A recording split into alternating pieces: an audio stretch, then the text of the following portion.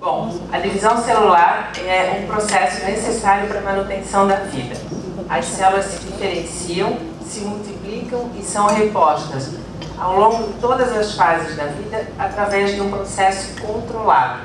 O câncer acontece quando há uma falha nesse processo, né? E por algum motivo, algum dano no seu material genético, a célula ela escapa da morte celular programada e ela continua se reproduzindo de uma forma desordenada, invadindo órgãos e tecidos.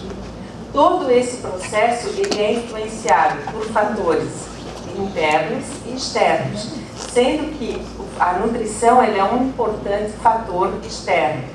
E a precocidade com que a pessoa ela é exposta a esses fatores nutricionais que podem afetar essa resposta, então, né, todo esse processo de divisão celular, afeta também a vulnerabilidade da pessoa em desenvolver o câncer ou não. E nós podemos fazer algo, então, para prevenir o aparecimento do câncer.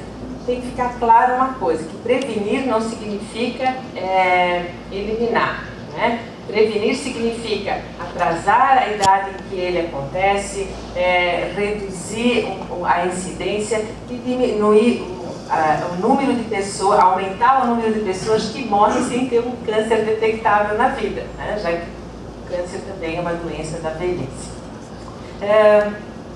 Se a gente olhar, então, esse gráfico de estimativas de mortalidade, a gente vai ver que o tabaco e a dieta, hoje, né, já se sabe, esse gráfico está atualizado aqui, a composição corporal e o nível de atividade física das pessoas, elas são responsáveis por 63% da mortalidade em câncer. Então, para quem não fuma, ter um peso adequado, né, uma alimentação equilibrada e ser fisicamente ativo é a melhor forma de se prevenir da doença. Mas falar sobre dieta e câncer, alimentação e câncer, não é uma tarefa fácil, porque as pessoas elas não ingerem nutrientes isolados, elas ingerem alimentos e bebidas dentro de um contexto que varia com a cultura, de acordo com a cultura em que ela vive e com acesso ao alimento que ela tem, né? E com o grau de urbanização aonde ela está vivendo, tá? Então não é tão simples assim, né? Mas a relação os estudos que relacionam dieta e câncer, eles são antigos, né? Vem desde antes de Cristo já. Antes. Mas os estudos mais elaborados, eles surgiram em 1907, quando Shaw ele demonstrou que os alimentos vegetais protegiam contra câncer de cabeça e pescoço. Depois veio uma revolução em 1970 com o Miles Ford, com a teoria da quimioprevenção, onde ele dizia então que alimentos vegetais poderiam bloquear ou frear o desenvolvimento das células malignas. Mas foi só em 1980, com os epidemiologistas Doe e Petro, que realmente vieram as evidências, né, da relação entre nutrição, entre alimentação, como um fator que poderia estar implicado nas causas do câncer. E o processo de carcinogênese, então, é um processo longo. Nós estamos submetidos a vários agentes carcinogênicos diariamente, químicos, físicos, biológicos, que vão potencializar uma predisposição genética ou causar uma mutação genética, né? Mas a dose necessária e o início para que isso aconteça são indetermináveis, né? É muito individual, dependendo da predisposição, da história e do ambiente de cada um. Além disso, nosso meio ambiente interno, com dano oxidativo celular, o reordenamento cromossômico, todas as alterações das enzimas também provocam alterações no genoma. Só que isso acontece e é corrigido pelo nosso sistema imunológico, né? O tempo que esse processo ele pode demorar para ocorrer, ele é indeterminável, pode demorar anos para acontecer, né? A exposição a esses, então, a esses agentes carcinogênicos é que podem acelerar ou retardar esse processo, tá? O que a gente sabe? Que evitar a exposição ou expor-se mais pode fazer, então, a grande diferença até o aparecimento do tumor. A nutrição, e a alimentação, a composição corporal e o nível de atividade física, eles atuam em 8 etapas de promoção ou inibição de do processo de câncer, então. E essa influência começa no ciclo celular, né? Então, rapidamente, para a gente entender, o ciclo celular ele é um processo como se fosse um processo de produção de automóveis, né? Onde no final de cada fase há um checkpoint, então uma correção, uma checagem, para ver se esse processo ele pode ser corrigido, essa célula pode ser corrigida, o dano, ou então ela é eliminada através da apoptose, que seria a morte celular. E os nutrientes e algumas substâncias bioativas, como a curcumina, os polifenóis, o licopeno, algumas substâncias presentes nos alimentos, elas agem então como mecânicos no final de cada fase desse processo, então corrigindo ou provocando a morte dessa célula que se dividiu erradamente. O Fundo Mundial de Pesquisas, os peritos do Fundo Mundial de Pesquisas contra o Câncer, né, que ele então é formado por instituições do mundo inteiro, dos Estados Unidos, da Inglaterra, da Europa e da Ásia, eles fizeram toda uma revisão e publicaram em 1997, que é esse documento, então, sobre as possíveis causas, relacionando as causas de alimentação e câncer. Mas foi só 10 anos depois que foi publicado, então, um documento sobre causas convincentes e prováveis e recomendações que a gente pode seguir para realmente ter uma prevenção contra o câncer.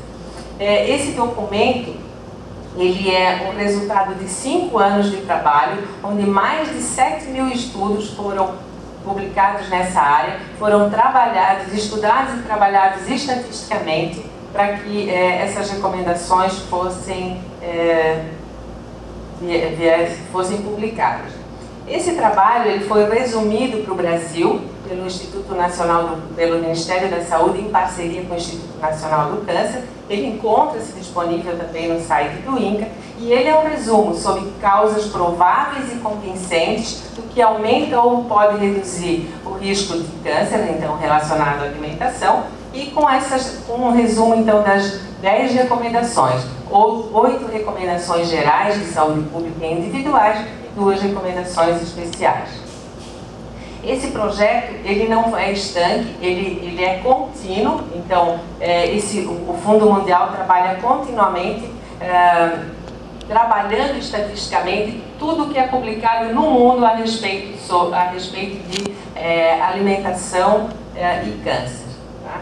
E o que vocês vão ver, o que eu vou trazer para vocês agora, já contempla essas atualizações que foram realizadas após a publicação do documento de 2007. Tá? Então, só para vocês terem ideia, os estudos que estão em azul foram os que foram utilizados até 2007 e o número de estudos em vermelho é o que está sendo trabalhado após 2007. Tá? Isso com relação a câncer de mama. Né? Então, só para ilustrar, em câncer de mama, a área mais estudada é a gordura corporal, né? Então o IMC, e os trabalhos muito então em cima também da ingestão de bebida alcoólica. E o que se tem de convincente, tanto para diminuição e aumento do risco, mas para diminuição do risco de câncer de mama pré e pós-menopausa, a lactação, né, a amamentação é uma causa convincente de redução de risco. Para aumento de risco também, pré e pós-menopausa, a bebida alcoólica é uma causa de aumento, um fator de aumento de risco, né? No câncer de mama pós-menopausa, a gordura corporal e a altura atingida na vida adulta, né, que a gente foi ver o porquê disso, mas pelo número de células, a pessoa mais alta, ela tem um maior número de células, né, e também ela passou por maior número de divisões celulares ao longo da vida, o que aumenta o seu risco, mas a gordura corporal, então, e a altura na vida adulta são fatores convincentes de aumento de risco. Atividade física, gordura abdominal e o ganho de peso ao longo da vida adulta são fatores que provavelmente também atividade física é um fator que provavelmente reduz o risco, e a gordura abdominal e o ganho de peso na vida adulta são fatores que provavelmente aumentam esse risco, né? Na pré-menopausa, vocês vejam que a gordura corporal ela é um fator redutor do risco. Então, a gordura corporal ela atua diferente dependendo da fase em que a mulher está, né? Sendo que na pré-menopausa ela pode ser um fator de proteção, que é novidade também, né, pra gente.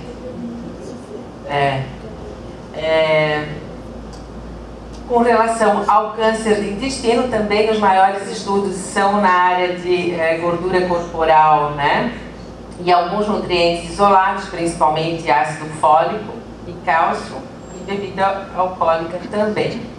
Então, para câncer de colo e reto, o que diminui o risco, né? Atividade física e alimentos ricos em fibra, tanto a fibra natural como a fibra adicionada, e que fatores que aumentam o risco. Então, carne vermelha, e eles colocam como carne vermelha carne bovina, suína, de cabra e de ovelha, carnes processadas, então aquelas conservadas ou preservadas em sal ou defumadas ou com aditivo de conservantes.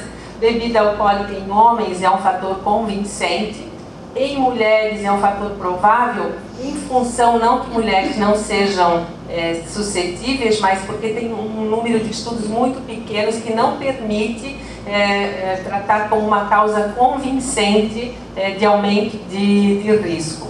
A gordura abdominal e a altura na vida adulta também são fatores convincentes de aumento de risco. Provavelmente diminui o risco, então, alguns alimentos isolados, alho, leite, cálcio, e bebida alcoólica em mulheres causam aumento de risco, né? Com relação ao câncer de pâncreas e câncer de próstata, então, também os maiores estudos são na área de composição corporal, a gordura, né, corporal. E no câncer de próstata, então, o cálcio é um nutriente muito estudado também, como causa convincente, né, para aumento de risco para câncer de pâncreas, a gordura corporal. Então vejam que a obesidade está relacionada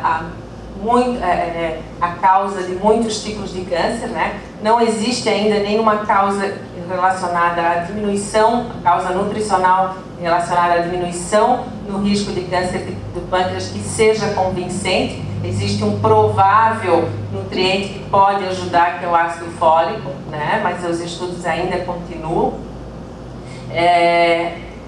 Com relação ao câncer de próstata, não existe nenhuma causa convincente, nenhum fator convincente para diminuição ou aumento de risco, mas sim, provavelmente, uma redução de risco pode ser através de dois nutrientes, uma substância, na verdade, não é um nutriente, que é o licopeno, e o selênio, que é um nutriente, né, um mineral, e dietas ricas em cálcio estão implicadas como fatores que provavelmente podem aumentar esse risco.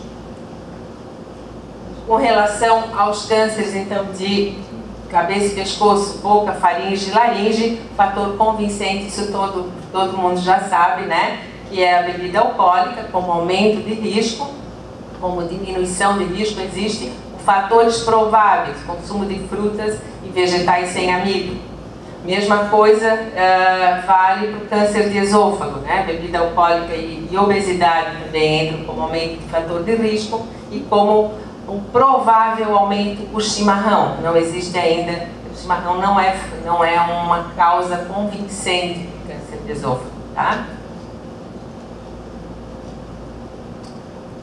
Com relação ao câncer de pulmão, então, também não existe fator nutricional convincente para redução de risco e para aumento da água contaminada com arsênico e o beta-caroteno, que foi por muitos anos falado como um protetor, né? Mas ele é protetor quando ele é ingerido nos alimentos e não quando consumido em altas doses por suplementos. Os estudos que usaram altas doses de beta-caroteno para avaliar a prevenção de câncer de pulmão falharam e mostraram um aumento de risco. Então, como redução de risco provável é o consumo de frutas. Estômago também não existe fatores convincentes para diminuição ou aumento e fatores prováveis, então frutas, hortaliças e alguns organosulfurados, alho, cebola, cebolinha, então pode provavelmente reduzem o risco, né? E alimentos conservados em sal ou excesso do consumo de sal são causas prováveis de aumento do risco de câncer de estômago. Então, baseadas nessas evidências epidemiológicas de causas convincentes e prováveis, o Fundo Mundial construiu, então, essas recomendações, né, para que sejam seguidas. A primeira recomendação, ela está relacionada à obesidade. As primeiras 3 recomendações, na verdade, né, elas estão relacionadas ao controle da obesidade, que vocês viram que a gordura corporal é uma causa convincente de vários tipos de câncer, né? Então, a obesidade é uma epidemia, né? Se tornou uma epidemia mundial, principalmente nos países subdesenvolvidos ou em desenvolvimento, e o Brasil é um deles, que figura entre os países onde teve um aumento de obesidade, né? E quais as recomendações, então? De saúde, a recomendação geral é que seja o mais magro o quanto possível dentro dos limites normais de peso corporal. A meta de saúde pública é que o IMC do adulto deve estar entre 21 e 23, né, dependendo dos limites para as diferentes populações, e a proporção da população que tem sobrepeso ou é obesa não deve ultrapassar o nível atual ou ser preferencialmente mais baixo em 10 anos. Como recomendações pessoais, assegurar-se que o peso corporal durante o crescimento e na adolescência, né, se projete na direção dos limites inferiores de normalidade do IMC até os 21 anos e manter o peso corporal dentro dos limites normais, né, a partir dos 21 anos. Evitar o ganho de peso e a circunferência na cintura ao longo da fase adulta. Para o Brasil, as recomendações é que isso seja adaptado de acordo com o CISVAN 2008, né? Então, que na fase adulta o IMC ele vá até no máximo 24,9 e a circunferência da cintura para homens e mulheres, então não ultrapasse 94 para homens e nem 80 para mulheres. Vocês vejam que é uma meta bem audaciosa, né? A segunda recomendação ela está relacionada com atividade física. As pessoas que vivem em áreas urbanas hoje, elas têm um nível de atividade física muito menor a que os humanos foram adaptados, né? Então, a recomendação é que a gente se mantenha ativo como parte da rotina diária. A proporção da população que é sedentária deve ser reduzida à metade nos próximos 10 anos, ou seja, a meta seria até 2017, né? Nós estamos quase no final desse período já. E o nível de atividade física médio, ele deve estar acima de 1,6. Esse nível de atividade física, ele é uma equação, né, que considera o gasto energético total sobre o gasto energético basal. Essa conta teria que ser acima de 1,6. né? Então, para quem tem um gasto energético de total de 1.600 calorias e um basal de 1.000, né? Que seria acima disso, então. Esse nível de atividade física tem que ser acima disso. As recomendações pessoais: seja moderadamente ativo fisicamente, o equivalente a uma caminhada acelerada por no mínimo 30 minutos todos os dias. Isso não é difícil, né, gente? E a gente conseguir atingir. À medida que o condicionamento físico melhore, procure exercitar-se moderadamente por 60 minutos ou mais, ou por 30 minutos ou mais todos os dias. Limitar hábitos sedentários, tais como assistir a TV. Muita gente trabalha-se o dia inteiro. A gente pode incluir uma atividade física natural. A maioria das pessoas pode fazer isso no seu dia a dia, né? Então, dentro das suas atividades físicas, subindo a escada quando chega, aumentando o número de a caminhada durante o dia mesmo, até pegar o seu carro, até pegar o ônibus, a gente tem como aumentar isso. A recomendação número 3, ela está relacionada aos alimentos e bebidas que promovem ganho de peso. Então, bebidas açucaradas e alimentos com alta densidade energética, quando consumidos muito frequentemente em porções grandes, elas levam ao aumento de peso, né? Então, a meta é reduzir ou limitar o consumo desses alimentos e evitar as bebidas açucaradas. Vocês sabem quanto tem a densidade calórica de uma bolacha recheada, por exemplo, que eu trouxe ali? 4,6 calorias por grama. Sabe quanto que é a densidade calórica, né? A densidade de uma maçã, de uma fruta? Em torno de 0,8 por grama, né? Então, a densidade energética média de alimentação deve ser reduzida para, no máximo, 125 quilocalorias por 100 gramas, tá? As barras de cereal, eu fiz a conta, eu peguei uma barra de cereal light, né? Que aí a gente acha que é um bom lanche, que não traz saciedade, é 3,8 por grama, tá? A light, né? A normal é igual uma bolacha recheada, tá? Então a gente tem que cuidar para que a gente também não seja enganado pela indústria, né?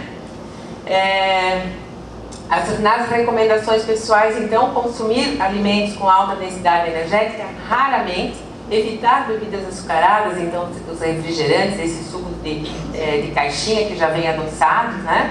E limitar ou evitar mesmo o consumo de alimentos tipo fast food. O Guia Alimentar da População Brasileira, ele traz uma recomendação também especial com relação a esses alimentos prontos para consumo ou fast foods. Eles são atraentes, práticos, convenientes, por quê? Porque eles já vêm temperados, eles exigem pouco tempo de cocção, eles podem ser estocados com facilidade e ele tem um sabor que agrada a maioria das pessoas, principalmente crianças, né? Então, mas eles são nutricionalmente desequilibrados e favorecem o consumo excessivo de calorias. Então, tudo que é de preparo rápido, normalmente é desequilibrado, nutricionalmente e é mais calórico. Só que esses produtos, eles vêm embutidos em campanhas muito bem planejadas que estimulam o consumo com uma ideia falsa, né? Ele vem com o nome dos amigos, mas ele devia, na verdade, vir com essa inscrição, já que foi cedido pela doutora Sene, que o que ele, na verdade, favorece é o desenvolvimento de doenças crônicas. A recomendação número 4, ela está relacionada, então, a uma maior variedade, um estímulo, a maior variedade do consumo de vegetais, leguminosas e grãos, que deveriam ser a base da nossa alimentação, né? Em função das substâncias bioativas que eles contêm, que podem ser protetores contra o câncer, tá? E, né, vocês viram na fase de divisão celular ali, essas substâncias, elas podem fazer a correção, né, das divisões erradas, elas são biologicamente ativas, né? Então, a recomendação é que a gente consuma principalmente alimentos de origem vegetal e que esse aumento represente, né, nas recomendações pessoais, pelo menos 5 porções por dia, no mínimo 400 gramas, de hortaliças sem amido e de frutas variadas todos os dias. que se incentive o consumo de cereais pouco processados, então cereais integrais, como a colega já comentou, leguminosas em todas as refeições, e que a gente limite então o consumo de alimentos processados, refinados e que contenham muito amido, tá? As pessoas que consomem raízes, tubérculos ricos em amido como itens básicos da dieta também devem garantir uma ingestão suficiente de hortaliças sem amido, frutas e leguminosas. A recomendação número 5 é com relação ao consumo de carnes vermelhas e carnes processadas, que são causa convincente de câncer coloretal. Mas as carnes também, elas são fontes importantes de proteína de alto valor biológico e de minerais como ferro, zinco e da vitamina B12. Então, a recomendação é o limite, né? Limitar o consumo de carne vermelha e evitar o máximo possível as carnes processadas, ou seja, aquelas conservadas por meio de sal, de defumados e de aditivos de conservantes, tá? Então, a recomendação pessoal é que as pessoas que comem carne vermelha regularmente limitem essa quantidade para 500 gramas por semana, incluindo pouca ou nenhuma quantidade de carne processada. Então, seria 3 vezes por semana uma porção de 150 gramas, né? Ou 2 vezes por semana, quem gosta de churrasco, uma porção um pouco maior. Né? Mas não dá para chegar no final de semana no churrasco e comer 1 quilo de carne. E sempre, lógico, que a gente ultrapasse um pouco essa quantidade, equilibrar com outros alimentos protetores, como uma boa salada. Eu sempre digo, né, o churrasco ele não é prejudicial se ele é servido com uma salada colorida, mas se ele é servido com maionese e farofa, os fatores protetores a gente não tem, né? O Guia Alimentar para a População Brasileira, ela traz também uma preocupação que se reduza o consumo de carne vermelha, e que se priorize, então, cortes magros, e que se retire essa gordura durante o preparo e que se dê preferência a preparações que utilizem menos óleo. A sexta recomendação, ela está relacionada com o consumo de bebida alcoólica, que também é fator causal do risco de câncer, tanto para câncer de mama, pré e pós-menopausa, como para todos aqueles de cabeça e pescoço e esôfago, né? Então, só que o álcool ele é um fator cardioprotetor. E como as pessoas não morrem só de câncer, né? Então, a recomendação é que ele possa ser usado em uma quantidade limitada de até 1 drink por dia para mulheres e no máximo 2 para homens. A recomendação número 7, ela então está relacionada aos métodos de preservação, processamento e preparo dos alimentos, principalmente o sal e os conservantes, né? A meta é limitar então o consumo de sal, evitar cereais e grãos mofados, que estão relacionados também ao aumento de câncer de fígado em função das aflatoxinas. A média do consumo então de sal de todas as fontes alimentares deve ser, como recomendação geral, deve ser menos de 5 gramas por dia na população. E a proporção da população que consome mais de 6 gramas de sal por dia deve ser reduzida à metade. E que a gente minimize a exposição a esses cereais e grãos mofados. Tá? O Guia Alimentar da População Brasileira, ele traz também uma recomendação, ele reconhece que o uso de sal, gorduras e açúcar com moderação é importante para dar sabor, né? Mas que eles sejam utilizados com moderação, sem comprometer o valor nutricional.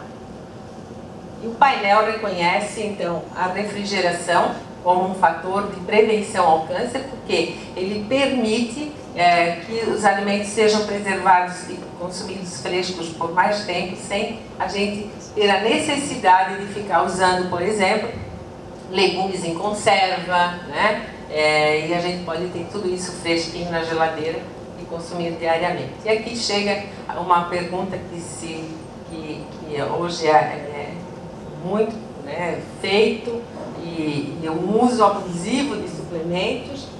Suplementos nutricionais não são indicados para proteger o câncer. Tá? Fazer recomendação de suplemento para a população geral pode ser muito perigoso. O mesmo suplemento, né, que pode, o selênio, por exemplo, que é considerado hoje uma causa provável de diminuição do risco de próstata, mas não sabe se ele tem alguma interferência em outros tipos de câncer. Então, fazer essa recomendação geral é muito perigoso, né? A gente tem que ter como objetivo a orientação de alcançar as necessidades nutricionais por meio da alimentação. Casos isolados que necessitem de suplementação, eles devem ser realizados pelo profissional competente de acordo com a particularidade, né, de cada um. Tá? O Guia Alimentar da População Brasileira também traz essa preocupação e essa recomendação. Faça dos alimentos a base da sua alimentação, alcance as suas necessidades através da variedade. Variedade significa incluir alimentos de todos os grupos, né? Fontes de vegetais, de cereais, leguminosas, boas fontes de carnes, de leite, derivados, tá? Então, de todos os grupos. E evitar restrições desnecessárias quando a gente não tem a doença comprovada, né? Então, a gente tem que cuidar para não cair nos modismos, tá? A recomendação especial número 1, ela está relacionada então com a amamentação, né, que é fator protetor para mães e filhos. Protege a mãe do câncer de mama em todas as fases, tanto na pré como na pós-menopausa, e protege a criança da obesidade, né? Então, as mães devem amamentar e as crianças devem ser amamentadas exclusivamente até os 6 meses. Essa é uma recomendação que vocês já conhecem também, né? A recomendação especial número 2, ela foi elaborada para os sobreviventes de câncer. Eles estão vivendo mais e eles estão sujeitos a todas as doenças crônicas e a outro tipo de câncer também. Então, todas as recomendações válidas para a população em geral também valem para eles, né? Todos os sobreviventes devem receber assistência nutricional de um profissional apropriadamente treinado, né, e aconselhado de maneira a cumprir as recomendações gerais da prevenção de câncer e com atividade física. Então, resumindo, temos que fazer a nossa parte, né, mantendo o peso dentro dos limites da normalidade, sendo fisicamente ativos na vida cotidiana, limitando o consumo de alimentos processados de alta densidade energética, limitando a bebida alcoólica, dando uma preferência, então, ao consumo dos alimentos de origem vegetal. Essa é a nossa parte.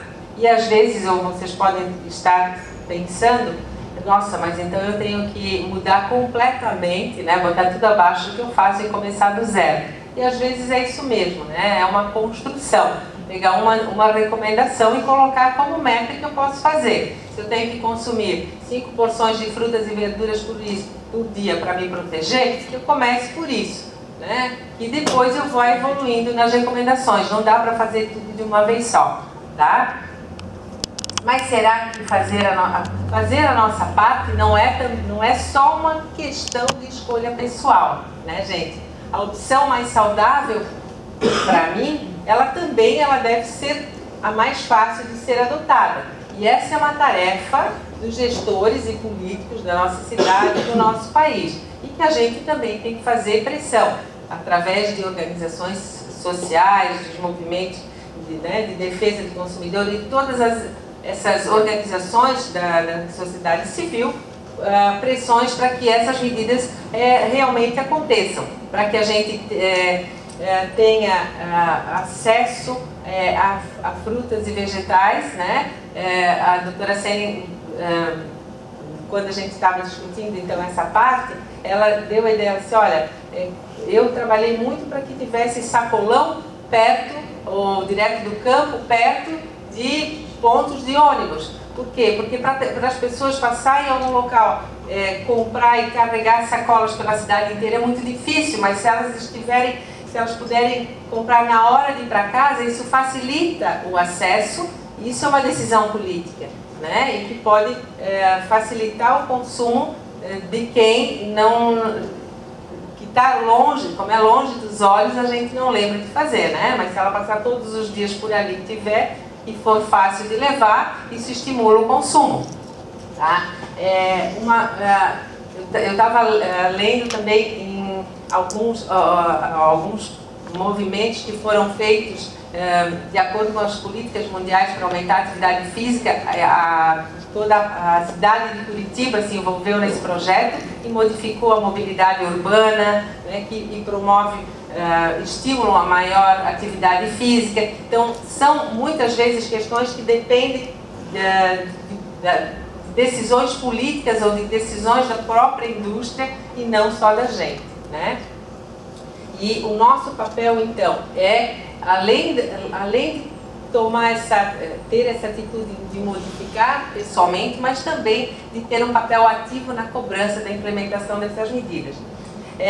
O painel, os peritos, então, eles fizeram um documento de políticas e ações para a prevenção do câncer no mundo, e o Brasil participou da construção dessas políticas e ações, e existe esse documento também no site do INCA, vocês podem ter acesso a ele, né?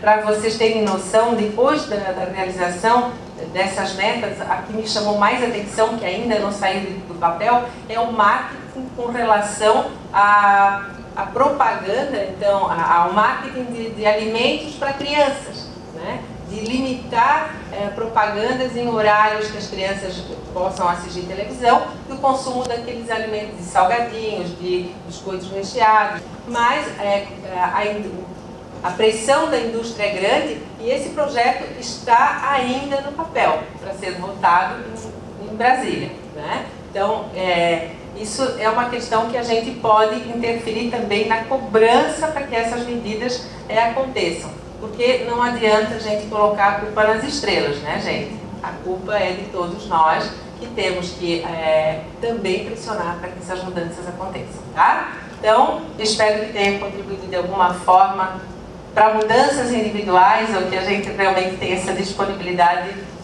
de cobrança e de pressionar para que isso aconteça e que no futuro a gente tenha uma redução da incidência dessa doença. Muito obrigada.